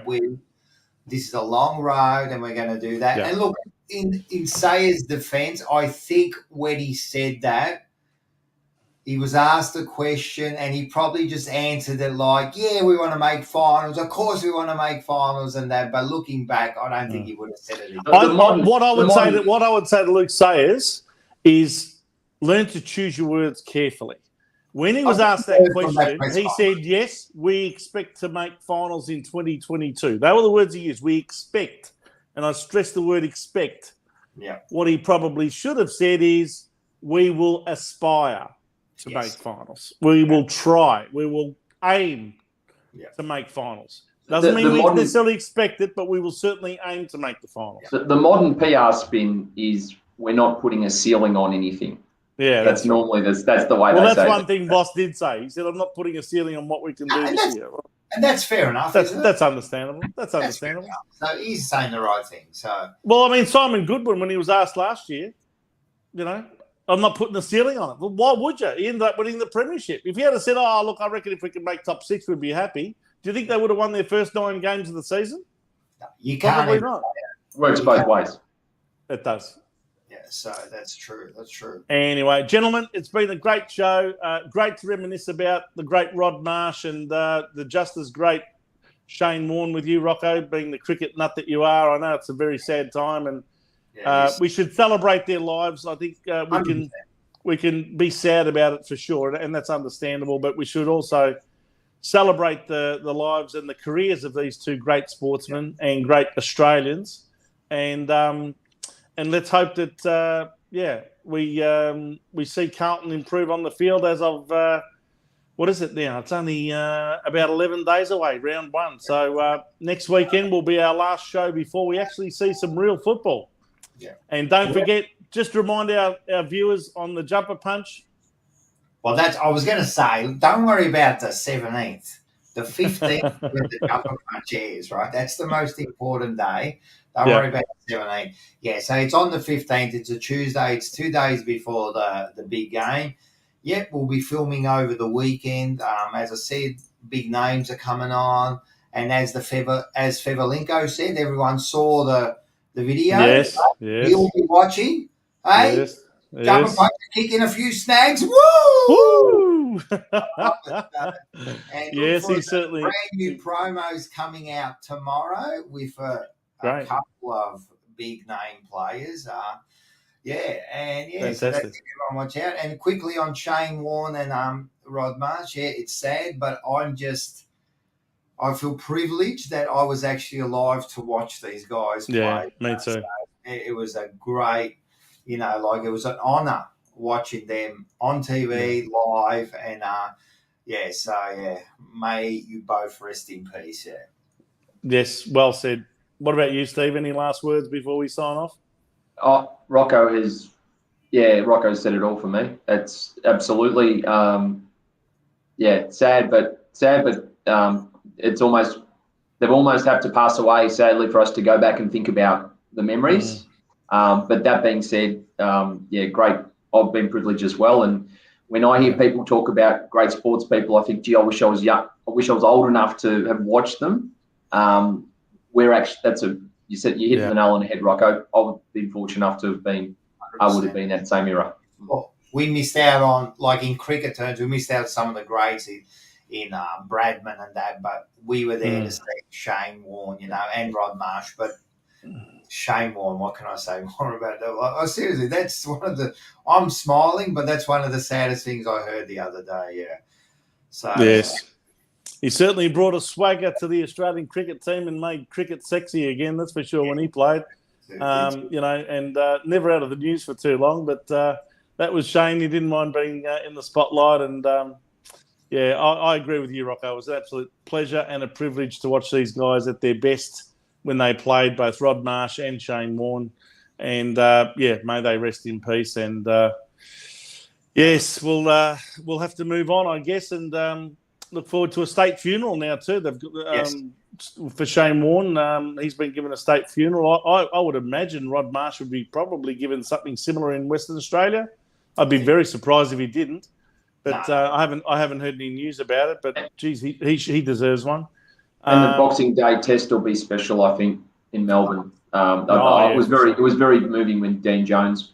They did that tribute to Dean Jones last time, and that's right, exactly. Great, for showing. It's going to be, All right, everyone. So make sure that you go to the Jumper Punch on Tuesday the 15th. That's not this Tuesday, the following Tuesday, and don't forget to like and subscribe them also on YouTube. And on, I think you're also on Instagram and Facebook as well, Rocco, with the Jumper Punch. All the usual rubbish that we've got to keep up with. Rubbish. No, it's good. It's good connecting with the fans. If it's not one thing, it's another. And it is. I appreciate all the messages and. And can I just tell you, Steve, I've got a pretty good insight because Rocco and I do a segment on his show every week. And I just get a bit of a feel of what sort of workload goes into the production of the Jumper Punch, and it's all him. He does it all. He does. He gets some help from Paul and from Mars that come on and they do their segments. We've all got our jobs. But in terms of, hang on, Rocco, I know you're humble, but in terms of editing, putting it all together, getting the video footage, checking whether there's copyright on it or not, and all this sort of stuff. Hours of work goes into it, and this guy's a marvel, an absolute marvel. It's a credit to you. It's a fantastic show. I know it's only going to keep growing legs, and as you know, I'll certainly do what I can to help you in whatever way I can. So our segment is huge, man. I'm telling you, this week, when you see this show, who we've got on, it's like I'm buzzing about. We decided to start our segment this year because the segment's always just been me and Rocco, no one else. we thought we'd start off the year with a bang and get not just one, but two champions of the past to reminisce over one of our most famous premierships. And we did it in the heart of the city. And it was a fantastic moment. And I look forward to seeing that, Rocco, when it comes out. Yeah, no, it's going to be good. So everyone, don't miss that one in 11 days. Was it 11 days? No. What is it? 8 days' time, sorry. 8 days' time. 8 or 9 days' time. So that's the Jump and Punch, 15th of March at 8 o'clock. Don't miss it. All right, everyone. Thanks again for your participation. And Rocco, thanks again, mate, for joining us tonight. I actually had a really good time. Time flew, man. We had a good chat. It did.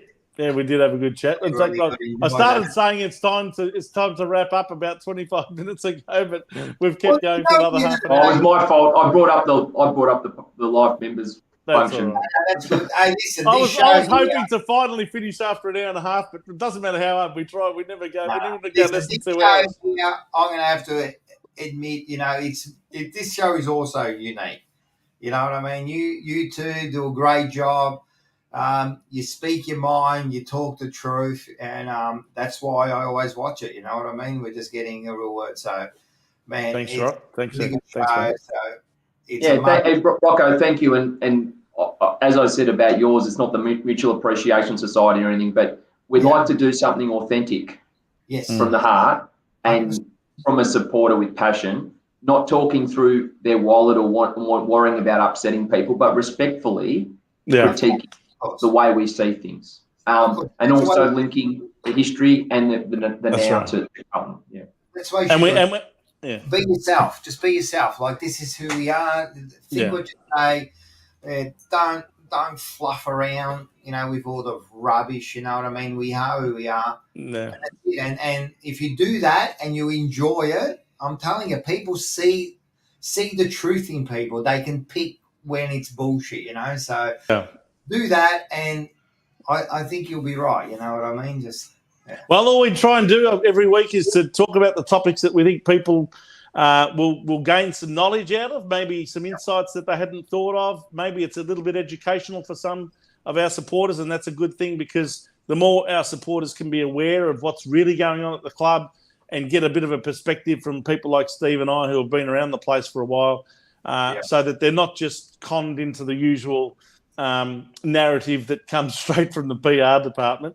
We do try and educate people. It's a challenge these days, even if you're a supporter of any club, because ultimately the AFL are paid to write positive articles, because then they get access to the players, right? So it's a real challenge to be able to potentially see it from another side. Don't sell yourself. Bugger it. I'm not. We won't do that here on Blue Sunday.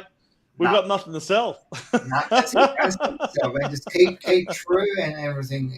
That's the way I work, man. I'm not selling myself to anyone, Well, again, thanks so much for joining us tonight, and we look forward to the first edition of the Jumper Punch coming up in just over a week. And Steve, thanks again for joining us tonight. I know you had a busy time celebrating your wife's birthday tonight, so happy birthday to your lovely wife, and thanks for joining us tonight so early. I thought it was going to be a bit later for you, but you managed to join us right on time.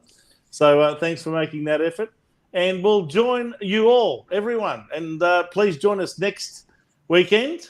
Now, I think there might be a date change. We might be doing it on Monday night instead of Sunday night. So just it's a public holiday. It is a public holiday. So we might be doing it on Monday night next week. We tried to make it as close to the Jumper Punch as we could. So we thought we'd do it on a Monday before the Tuesday. Hey?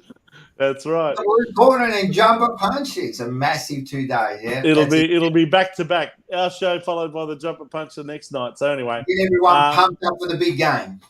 That's right. We'll get pumped up for the first game, Carlton versus Richmond, which will be no doubt one to really watch closely on Thursday, the 17th of March, St. Patrick's Day. It'll be a big day in Melbourne with Carlton playing Richmond that night at 7:25 p.m. at the MCG. So until next week, everyone, have a great week. And in the meantime, what do we say on the Jumper Punch, Rocco, at the end? Go Blues! That's it.